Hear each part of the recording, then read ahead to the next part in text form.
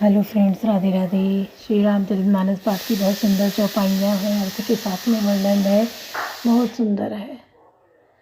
श्री राम जी का चरित्र बहुत उदार था, बहुत दयालु थे, बहुत उन्होंने गुस्सा कभी की ही नहीं, और जहाँ गुस्सा की वहाँ आर पार का निर्णय किया। एक ही दो जगह उन्होंने गुस्सा की है, बाकी गुस्सा की ही नहीं, बहुत समझा के चले हैं। और लक्ष्मण जी उतने ही गुस्से वाले थे, क्योंकि वो शेषनाग के अवतार थे और राम जी विष्णु भगवान के अवतार थे, और सीता जी जो थी वो लक्ष्मी जी की अवतार थी। ये लोग त्रेता युग, द्वापर युग सब में ये इन्होंने जन्म लिया है।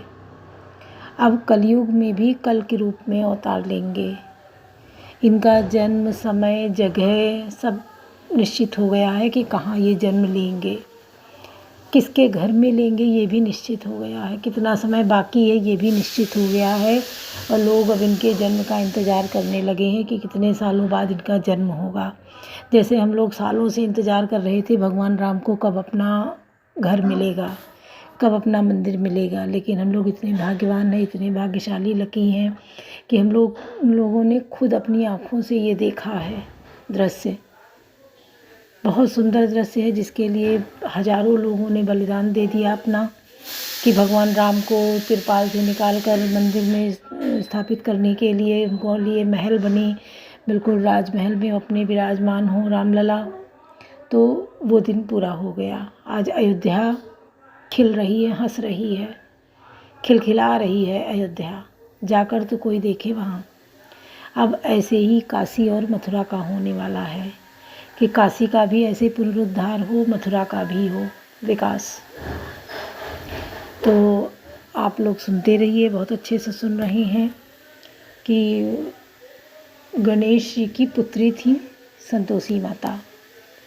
संतोषी माता शादी नहीं की थी, और ये बहुत सच्ची थी। इनकी महिमा का इतना गुणगान था कि इनको बहुत ज़्यादा भोग लगता था कि भुने चने और गुड़ का भोग लगा दो, ये खुश हो जाती थी। लाल कलर का फूल चढ़ा दो, चने गुड़ का भोग लगा दो, और खटाई वर्जित करो। उस दिन खटाई नहीं खानी है, एक टाइम भोजन भी कर लो।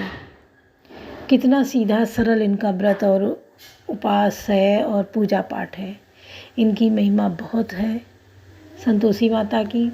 आज भी लोग इनका मानते हैं, व्रत करते हैं कि कितनी इनकी महिमा का गुणगान किया जाए वो कम है।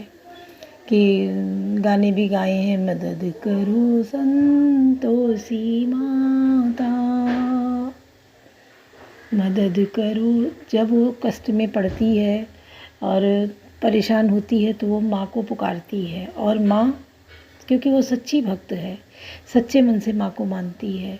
तो आप किसी भी भगवान को ले लीजिए, उनके ऊपर अपनी सच्ची श्रद्धा लुटा दीजिए, तो वो आपको फल देंगे। कोई भी आप उनका रूप लेकर उनको याद करिए, वो प्रकट होते हैं। तो ऐसे संतोषी माँ ने भी बहुत मदद की, और आखिर में उसको उसका सुख, सौभाग्य सब कुछ वापस दिया। जैसे उसका वापस मिला वैसे सबका मिले।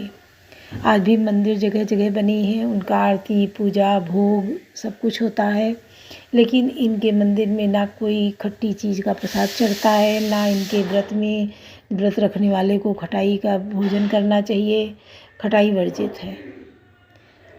और गुड़, भुना चना और गुड़ का भोग लगाओ, लाल फूल चढ़ाओ, उसी को एक टाइम भोजन मीठा कर लो। कितना सरल सीधा व्रत है।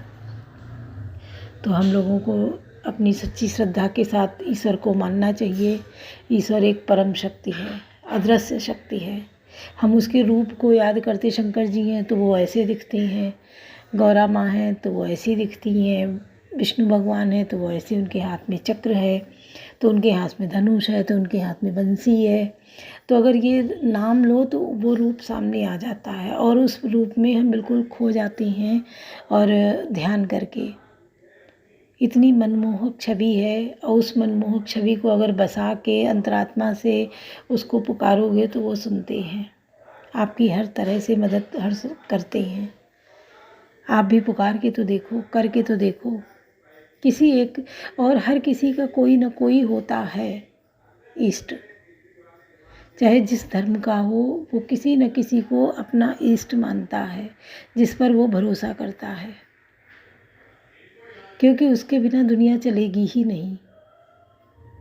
बच्चा जब तक अनजान होता है, छोटा होता है, तो अपने माँ बाप को ही मानता है सब कुछ, कि उसके माँ के आंचल में छुप जाता है तो उसको लगता है हम सारी दुनिया से अदृश्य हो गए हैं। लेकिन जैसे जैसे वो बड़ा होता है, चलता फिरता है, तो वो फिर उसको भी कोई आंचल की छाया चाहिए, तो वो एक सर्वशक्तिमान को अपना इष्ट बना लेता है और उसी की छत्र छाया में जीने लगता है। बहुत लोग अनर्गल बातें करके, अफवाहें उड़ा के और उल्टा सीधा बोल कर अपना वो कर रहे हैं। आज के समय ये इस समय बहुत चल रहा है कि वो नहीं, वो नहीं, वो ऐसे करके कर रहे हैं लोग, पर ये करना नहीं चाहिए। बिना उसके दुनिया चलेगी ही नहीं। आखिर में क्या होता है, लोग ये कह के और अपना वो करते हैं, फिर बाद में अगर कोई ऐसी परेशानी आपत्ति आ जाती है तो वो सीधे भगवान की शरण में भागते हैं कि बचा लो। तो सुख में सुमिरन कोई नहीं करना चाहता है। दुख में सुमिरन सब करें, सुख में करे न कोई। जो सुख में सुमिरन करे, दुख काहे का होए। अगर आप हमेशा भगवान का भजन पूजन, उसकी शक्ति को मानेंगे तो आप पे कष्ट आएगा ही नहीं। लोग क्या करते हैं, लोग सत्संग में, बहुत सत्संग ऐसे होते हैं जिसमें बता दिया जाता है आप भगवान को घर से ही हटा दो, वो कुछ है ही नहीं। एक इंसान को भगवान मान के उसी को पूजो, उसी को भगवान मान लो। हमारी तो समझ से परे है ये बात कि कोई इंसान कैसे ये कर सकता है। हाँ, वो इंसान है, वो ज्ञान का दाता है, वो हमारे नेत्र को खोलता है, हमारे चक्षुओं को खोलता है, ज्ञान प्रदान करता है, उसको पूजनीय है। पर अगर कह दो भगवान को हम घर से हटा दें, पूजा घर में न रखें, ये नहीं हो सकता है। भगवान का स्थान अपना है और उस मनुष्य का स्थान अपना है।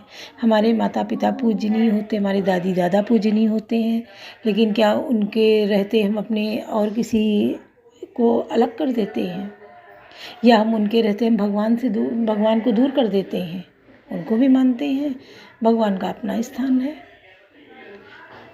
ऐसा बिल्कुल भूल कर भी ना करें कि अपने घर से भगवान हटाएं, क्योंकि जब एक ऐसी परिस्थितियां आ जाती हैं कि जब आप सीधा भगवान की शरण में भागेंगे, मंदिर भागेंगे, वहीं से आपको शांति मिलेगी, अलावा उसके कहीं शांति मिलेगी ही नहीं।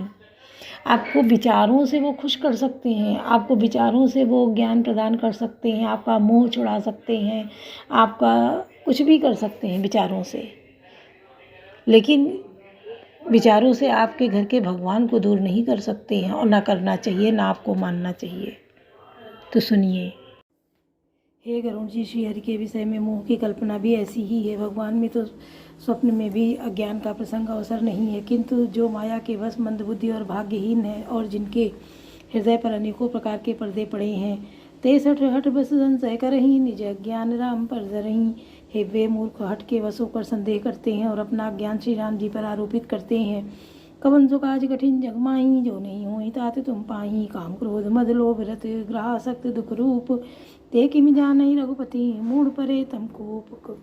जो काम क्रोध मद और लोभ में रत हैं और दुख रूप घर में आ सकते हैं, वे श्री रघुनाथ जी की कैसे जान सकते हैं। वे मूर्ख तो अंधकार रूपी कुएं में पड़े हुए हैं। कवन सो काज कठिन जग माही, जो नहीं होई तात तुम पाही।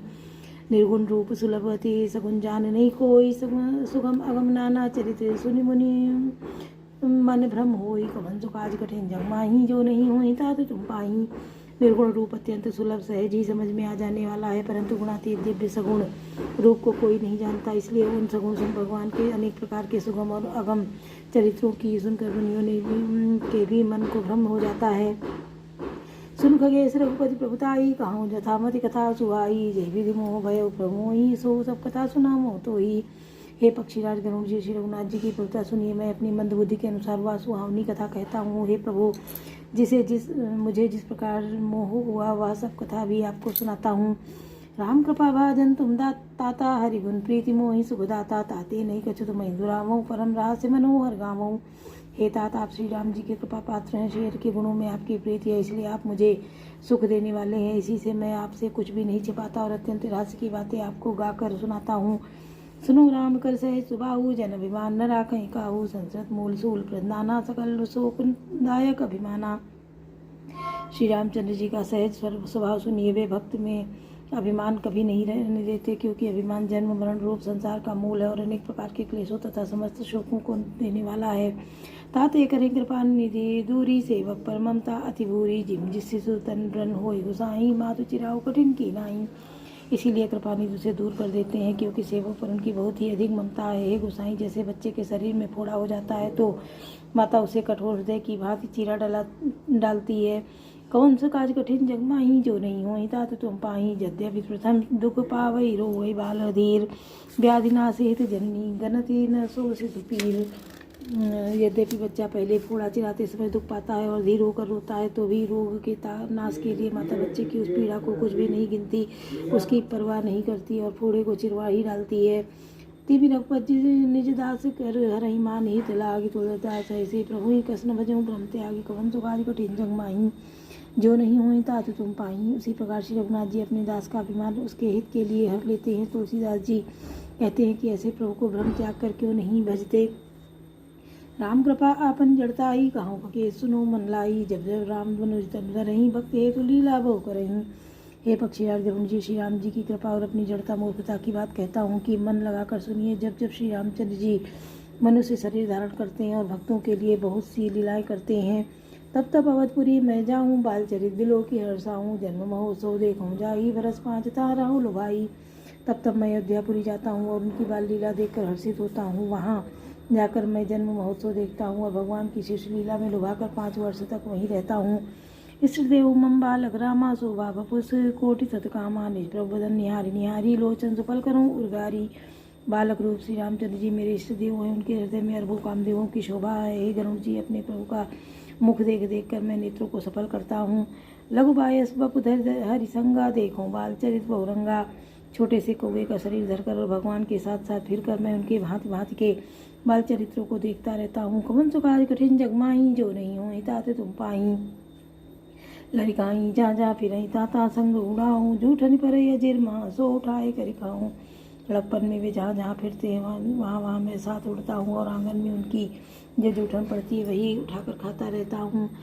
एक बार अतिशय सब चरित किए रघुबीर सुमिरत प्रभु लीला। सोई पुलकित भयो शरीर कवन सो काज कठिन जग माही जो नहीं होई तात तुम पाही। एक बार श्री रघुबीर ने सब चरित्र बहुत अधिकता से किए। प्रभु की उस लीला का स्मरण करते ही काकभूषण जी का शरीर प्रेमानंद पुलकित हो गया। बोलो सियावर रामचंद्र की जय। पवन सुत हनुमान की जय। लाडले लखन लाल की जय।